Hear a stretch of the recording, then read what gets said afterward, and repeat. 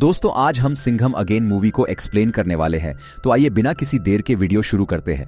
कहानी की शुरुआत में हम देखते हैं कि सिंघम की पोस्टिंग श्रीनगर में हो चुकी है। फिर हम सिंघम को देखते हैं जो कि अपने टीम के साथ होता है। हमें बैकग्राउंड पे यह भी पता चलता है कि जो एसपीजी के जो कमांडर्स हैं जो सिंघम के साथ काम कर रहे हैं वो लोकल है। वो लोकल के इंटेल और आतंकवादी लोगों के बारे में इनको अच्छे से पता होता है और इस टीम को लीड कर रहा होता है। सिंघम मतलब अभी पूरी बात चली गई है। इंटरनेशनल शिवगढ़ के एक छोटे से पुलिस स्टेशन का एक एसआई आज इस एसपीजी टीम का हेड बन चुका है। फिर हमको अवनी के बारे में पता चलता है जो कि सिंघम की वाइफ होती है। इन दोनों की शादी भी हो चुकी है और अवनी कल्चरल मिनिस्टर डिपार्टमेंट में काम करती है।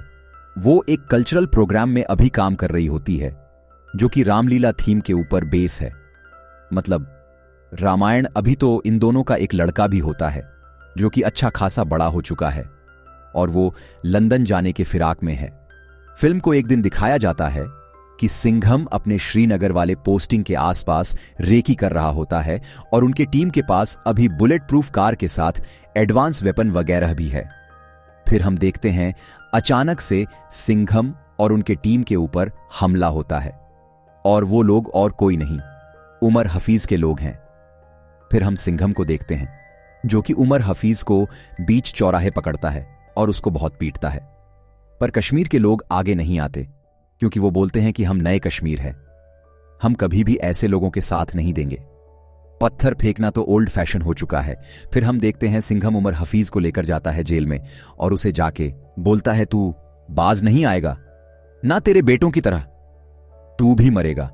फिर उमर हफीज उसे एक धमकी देता है ये बोलते हुए कि तुझे पता नहीं तेरा पाला किससे पड़ा है, मैं तो चला जाऊंगा पर वो जब आएगा तो पूरे इंडिया में आंधी आएगा और तूने जैसे मेरे बेटों को मारा वो तुझे और तेरे पूरे परिवार को मारेगा।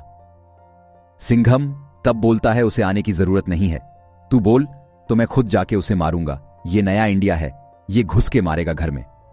फिर हम देखते हैं कि सिंघम मिनिस्टर से मिलता है और मिनिस्टर सिंघम के काम से बहुत खुश है क्योंकि उमर हफीज जैसे एक इतने बड़े आतंकवादी को सिंघम ने पकड़ लिया, पर वो बहुत आसानी से सिंघम के हाथ में आ गया। फिर मिनिस्टर सिंघम को इनका पूरा रैकेट समझाते हैं जहां पर वो नशीली पदार्थ श्रीलंका से तमिलनाडु पोर्ट पे लाते हैं। फिर पूरे देश में ये फैल जाता है। मिनिस्टर ये बोलते हैं हम कितना भी पॉलिटिक्स को अच्छा करने की कोशिश करें, कितना भी एजुकेशन शिक्षा देने की कोशिश करें, पर ये नशीले पदार्थ हमारे यूथ को खराब कर रहे हैं। और उमर हफीज की सबसे ज्यादा फंडिंग, जितने भी इल्लीगल वर्क के फंडिंग, सब कुछ इसी पैसे से होता है। तो सिंघम हमें उसके मेन इंटेल को रोकना पड़ेगा, मानो उमर हफीज ने अपना पूरा काम किसी को सौंप दिया है। सिंघम भी बोलता है मुझे भी ऐसा ही लगता है सर, मैंने भी ऐसा ही नोटिस किया है कि वो आसानी से पकड़ में आ गया। सिर्फ मुझे मारने के लिए वो श्रीनगर इतना दूर आ चुका था और वो बोल रहा था कि कोई तो वेट कर रहा है हमारा। फिर हम देखते हैं कि 2 साल हो चुके हैं शिवा ग्रुप को, जो कि फॉर्म करा गया है एक रॉ एजेंसीज की तरह। जैसे इंडिया के हर एक एजेंसी है वैसे भी शिवा ग्रुप को लीड करेगा सिंघम और उसके अंदर हर एक स्टेट के वो जवान पुलिस ऑफिसर आएंगे जो कि सिंघम को अपना आइकन मानते हैं और अपने फील्ड में कुछ एक्स्ट्रा ऑर्डिनरी काम उन्होंने करके दिखाया है। और अभी 2 साल कंप्लीट हो चुके हैं शिवा ग्रुप के। आज के दिन हम देखते हैं कि अवनी रामलीला के थीम के ऊपर, मतलब रामायण के थीम के ऊपर बेस करा गया एक डॉक्यूमेंट्री पेश कर रही है और उधर मिनिस्टर भी आए थे। अवनी उधर अपना पूरा स्पीच देती है और ये बोलती है कि रामायण के पूरे चैप्टर बाय चैप्टर हम आपको वीडियो ब्रीफिंग के थ्रू समझाएंगे एंड हमारे बच्चे और कल्चरल के थ्रू आपको बताया जाएगा पूरा रामायण।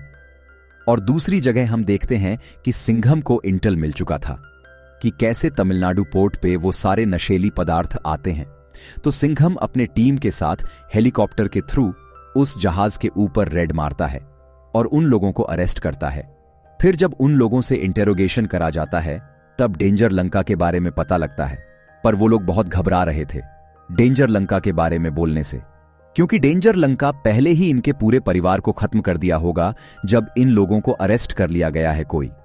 तो ये भी बोल रहा था कि हम लोग भी जिंदा नहीं बचेंगे, आप लोग अभी बोलेंगे कि हमें प्रोटेक्शन दोगे पर हम लोग प्रोटेक्शन के साथ भी मारे जाएंगे। अगर आपको पकड़ना है, आप डेंजर लंका के 3 खास आदमी को पकड़िए। फिर वो 3 खास आदमी तमिलनाडु पे छुपे हुए थे। फिर उन लोगों को पकड़ने के लिए इंस्पेक्टर शक्ति जाती है। वो और कोई नहीं, खुद को लेडी सिंघम बोलती है, सिंघम का फैन, और उन तीनों को वो पकड़ती है। पर ये क्रिमिनल जब जेल में थे और सिंघम अगले दिन सुबह आने वाला था, तब शक्ति को ये लोग धमकी देते हैं कि तुमको मैं इतना पैसा दे दूंगा कि तुम्हारे पूरे पुलिस स्टेशन में तुम रख नहीं पाओगे।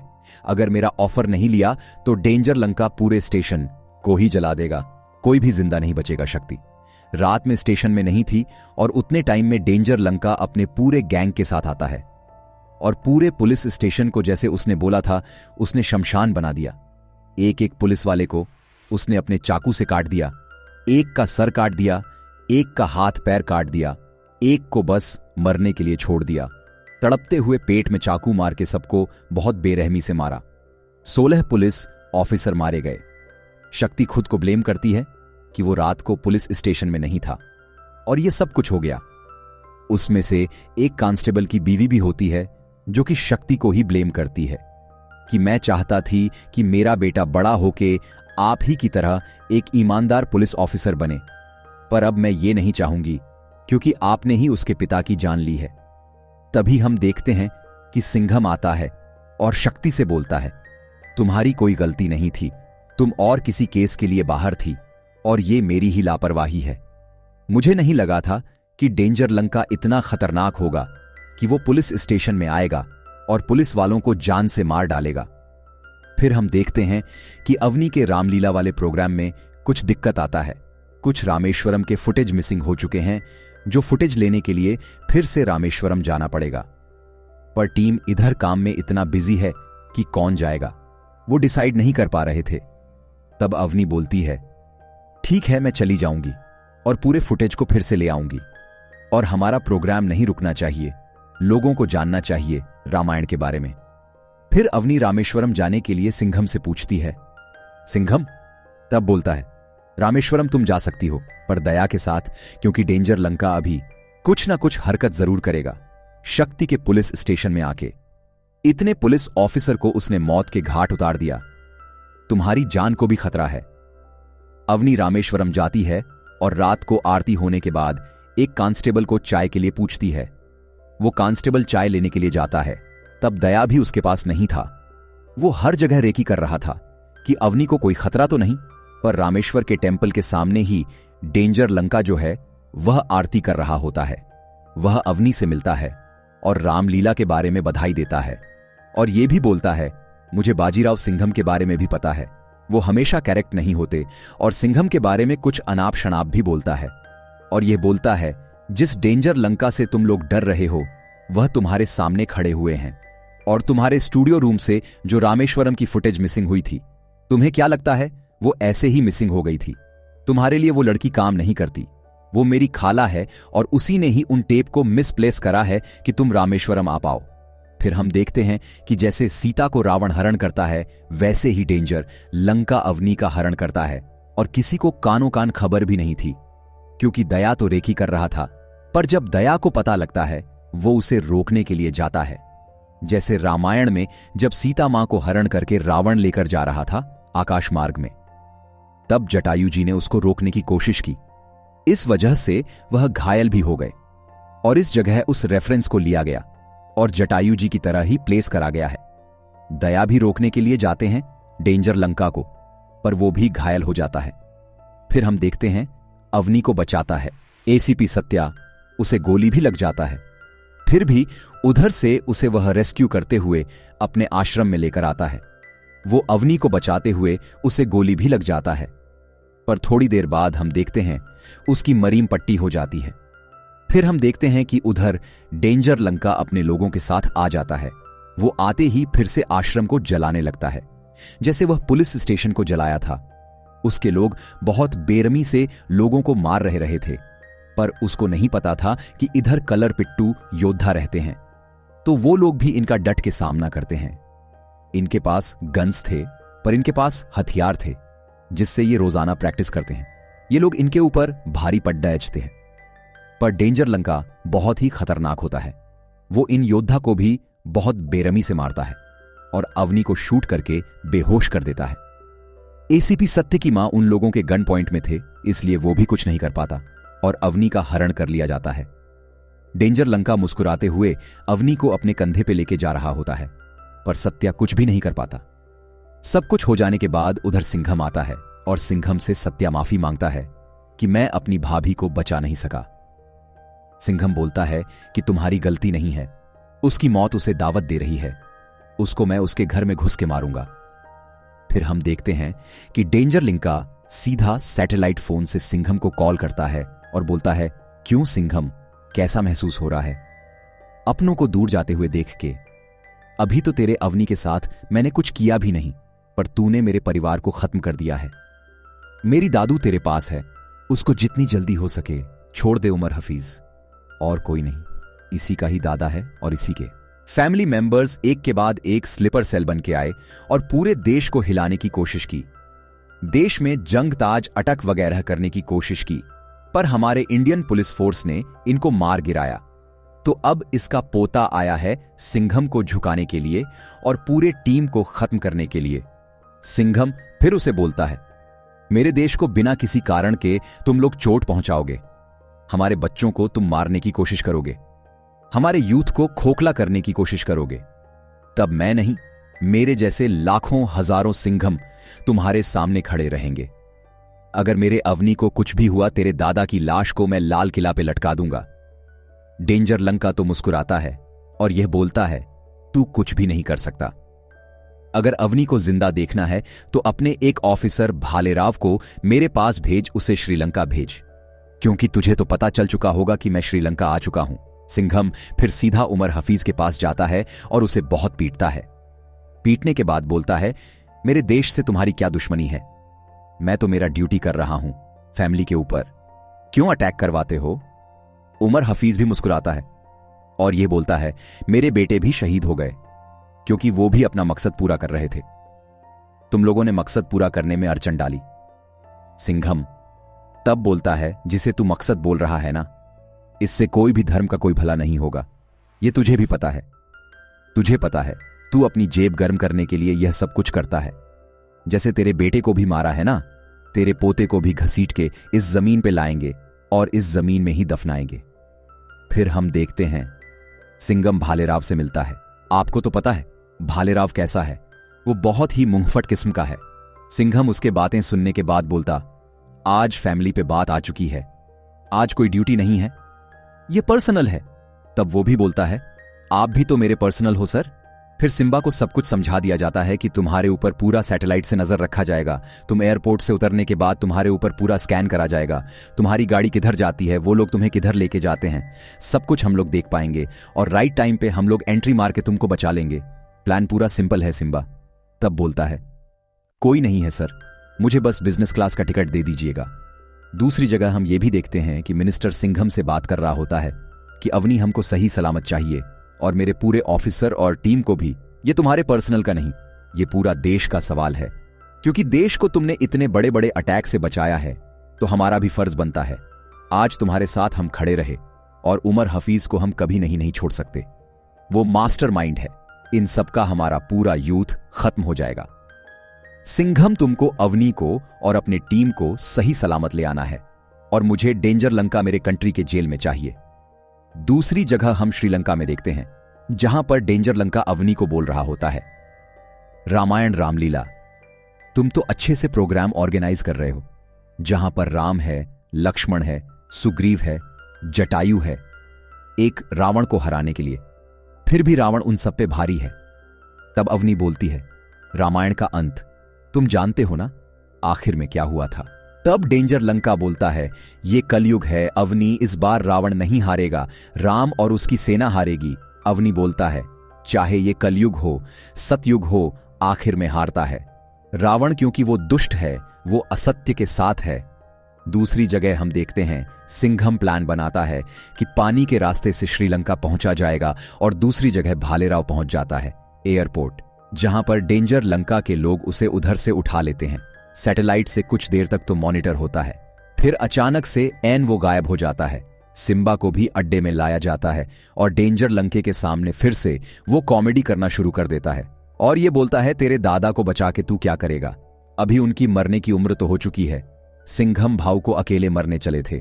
अच्छा हुआ सिंघम भाऊ ने उनको जान से नहीं मार डाला। और तुझे पता है ना, अगर हेलीकॉप्टर से वो आ गया ना, वो तेरी लंका का नामो निशान मिटा देंगे। और फिर वो जाके अबनी से मिलता है और अबनी को बोलता है, अबनी इन सबको मराठी नहीं आता, तो मराठी में हम लोग बात कर लेते हैं, तुम सुनो। सिंघम भाऊ पहुंच चुका है श्रीलंका और कुछ देर फिर हम लोग सारे इधर से निकलने वाले हैं। डेंजर लिंका की चिंता मत करो। यहां हम सिंघम को देखें जो कि श्रीलंका पहुंच चुका था, पर वो छुप के रह रहा था। सिर्फ भालेराव की एक सिग्नल की देरी थी, पर सैटेलाइट से तो भालेराव खो चुका है। इंडियन एजेंसी के पूरे ईटेल को श्रीलंका में अलर्ट कर दिया गया है। कहीं पर भी कोई हलचल हुआ तो उनको पता चल जाएगा और फिर से सैटेलाइट में डेंजर लंका की लोकेशन आ जाएगा। भालेराव पहले तो उन लोगों से बहला फुसला के अच्छे से बातें करता है, 2-3 जोक्स वगैरह भी क्रैक करते हैं और आखिर में बोलता है 1 2 3। तुमको पता नहीं ना दरवाजे से कौन आने वाला है। सिंघम बाऊ दरवाजे के बिल्कुल पीछे खड़े हुए हैं। मैं जाता हूं, दरवाजा खोल देता हूं, भागते हुए जाता है और गाड़ी लेके खुद उधर से निकल जाता है। और डेंजर लंका के सारे लोग उसके पीछे पर पीछा करते करते उसने इतने सारे सिग्नल छोड़े, इतने सारे बम फोड़े ना सैटेलाइट पे, ऑटोमेटिकली वो आ गया भागते भागते। वो तो श्रीलंकन शादी में भी घुस जाता है, फिर उधर से भी निकलते हैं और डेंजर लंका के लोग तब उधर एंट्री होती है। सिंघम भाऊ की भालेराव को बचाता है, पर भालेराव बोलता है मुझे शादी वाले लोग मुझे ना मारे, इसलिए भारत का फ्री टूर का टिकट मैंने ऑफर कर दिया। ये कर सच्चा रकार उठाएगी ना सर। भालेराव और सिंघम जब भाग रहे होते हैं और अड्डे की तरफ जा रहा होता है, अवनी ठीक उनके सामने खड़ी हुआ होता है और उसके सर पर गन होता है। सिंघम कैसे भी ब्रेक मारता है और गाड़ी पूरा उलट जाता है और उनके ठीक सामने डेंजर लंका खड़ा हुआ होता है।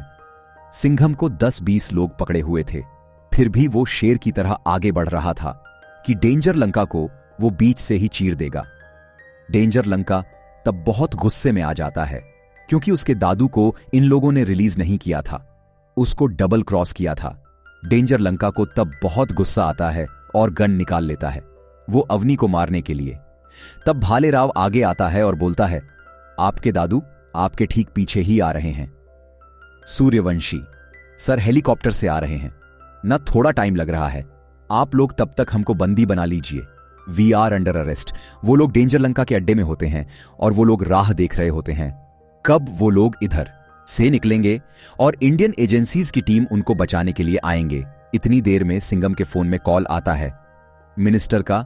वो झुक जाते हैं और ये बोलते हैं कि उमर हफीज को हम लोग छोड़ रहे हैं, हमारी टीम और तुम जैसे जावाज ऑफिसर हमारे फर्स्ट प्रायोरिटी हो, पर डेंजर लंका को जिंदा छोड़ना मत।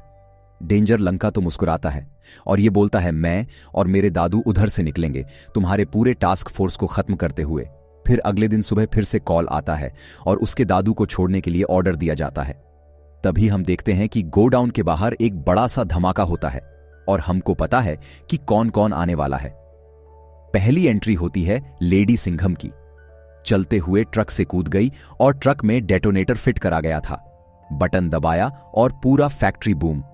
फिर गोलियों से एक्शन स्पोर्ट्स, कार में बैठते हुए उसी के साथ सिम्बा और सिंघम दोनों खुद को छुड़ा लेते हैं और वो भी दोनों हाथ में गन उठा लेते हैं। तभी एंट्री होती है एसीपी सत्या की। फिर हम देखते हैं कि अवनी को वो लोग छोड़ देते हैं। उसको कुचलने के लिए पीछे एक ट्रक खड़ा हुआ होता है और सिंघम को भी इधर से छोड़ दिया जाता है। सिंघम और वो भाग रहे होते उसको बचाने के लिए, पर अवनी के ठीक पीछे ट्रक खड़ा हुआ होता है। फिर ऊपर से एंट्री होती है सूर्यवंशी की। वो हेलीकॉप्टर से झूलते हुए आते हैं और मिसाइल से ट्रक को उड़ा देता है।